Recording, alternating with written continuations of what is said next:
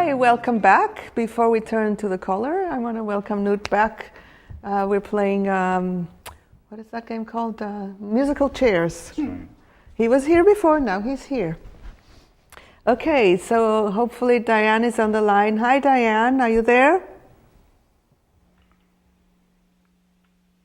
Hello? Hi, Diane. Hello.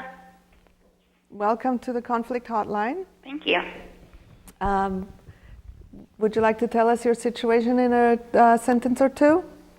Yeah, I live in a co-op, and we have a housemate here who's been here for ages and is always pulling out the rule card and telling us that the rules make everything this way, and according to the rules we should do it that way, and is never considerate of people's feelings, which is starting to frustrate me.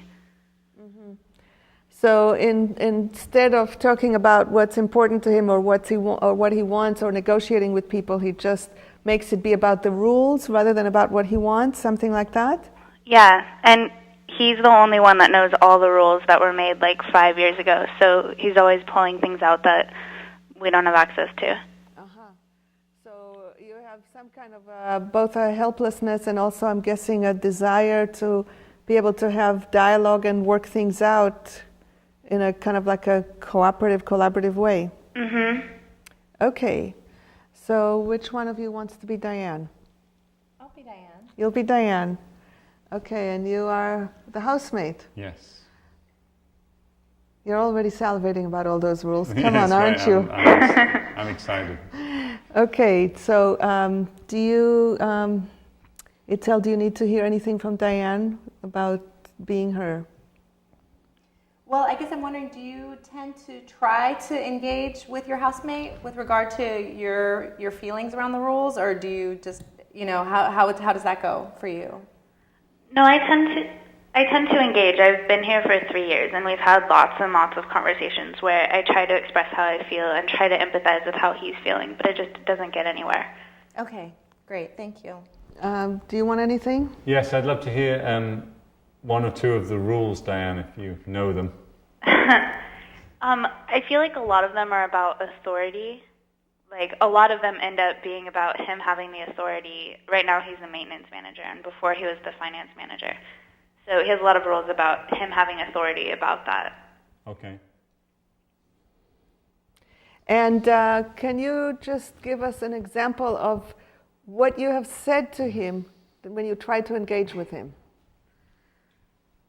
Sometimes I'll tell him, in particular, I'm often very defensive of the house as a whole. So, for example, we had an issue with the washing machine where everybody wanted it to be fixed, and as the maintenance manager, he wouldn't okay it. And I kept expressing that as a whole, it's important for us to have clean clothes, and that as a maintenance manager would really like it if he helped with that, or if at least enabled us to do it. And he said what to that?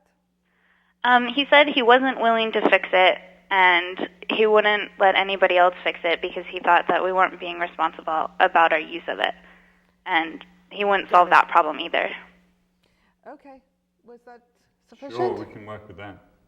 Okay, so stay tuned, Diane, and we'll check in with you in a few minutes to see how it's going. All right, thanks. Okay, so would you like to start engaging with, let's give you a name. Why don't you be Mark? Mark, okay. So Mark, I was hoping that you could take a look at the washing machine. It's still not working. No. Well, I know you're really busy, but we really need a way to clean our clothes. The washing machine hasn't worked for a really long time now.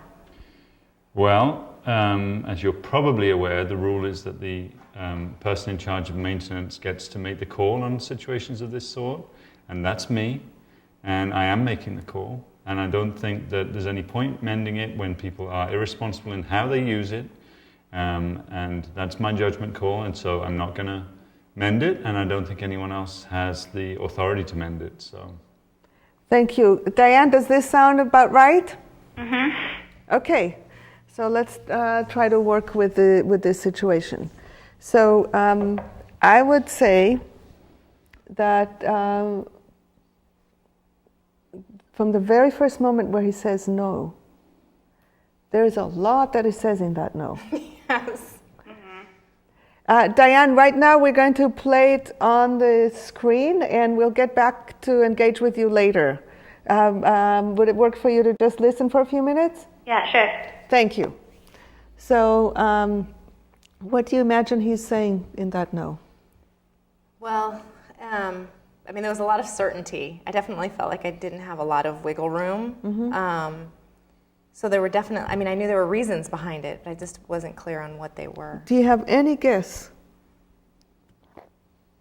Well, he seemed really, well, when he gave me the explanation, he seemed really clear on whose call it was. And he seemed frustrated with our use of the machine.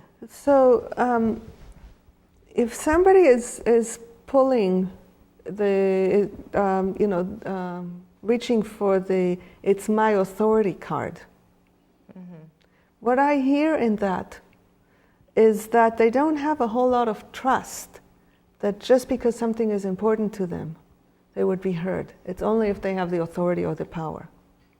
Okay. Does that ring true for you? I guess. I mean, I think I lean so heavily on that I don't even think about. I mean, it's the rules. It's reliable. Yeah. So it's kind of like he's not there. There's the rules, and he's not in connection with you.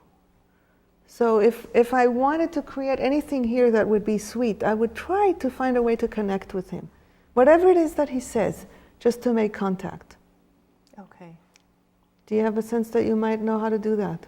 Or at least give it a try? I'd be willing to try. Okay. So, start at the top. Okay, so Mark, I'm noticing that the washing machine still isn't working, and I was wondering if you wouldn't mind taking a look at it and fixing it? Yes, I would mind, and no, I'm not going to fix it. Okay. I'm guessing it's a rule thing that I probably don't know. Is there a rule around this that I'm not aware of? Yes, there is a rule. Yes. Yeah. What's the rule? That the maintenance manager has authority about decisions about fixing household equipment. Okay. And you're feeling like now isn't a good time to... So there is something important to him about this rule. Do you have a sense of what's important to him about it? No. There's something important about... Oh, well, I guess he sounds like he's taking his duties as maintenance man very seriously. I bet it would be sweet for him to have that reflected. Yeah. Because what he's been getting is everybody being on his case. Right. I don't think he's gotten a whole lot of appreciation and understanding. Right. So let's see if that helps. Okay. So Mark, I have to say, I've lived here 3 years, and I'm amazed at how well you know the rules. I don't have anywhere near that kind of mastery, and I want you to know that I really appreciate just the care and time you've put toward really knowing them and really giving them importance. Well, someone has to be responsible. Now you see, even doing that, now we're getting a whole other layer of what might be going on for him. Yeah. What did you hear in that? You know what? I heard loneliness. You know, like he's the only one holding all of this for all of us. Check that with him. Okay. Mark, it sounds like you have, you feel like you're really holding a lot for all of us, just making sure that things are running the way they need to be for everybody. Like maybe you're the only one. Well, like I said, someone has to do it. Yeah, and you feel like you're doing it. I am doing it. Yeah. So, do you feel more connected with him? A little bit. I still feel like a distance between us, but I feel like I'm getting to something, and maybe that he's getting to something too in himself, even if not with me. So let's check in with him for a second, kind of like in and out of the role. How's this been going for you, Mark?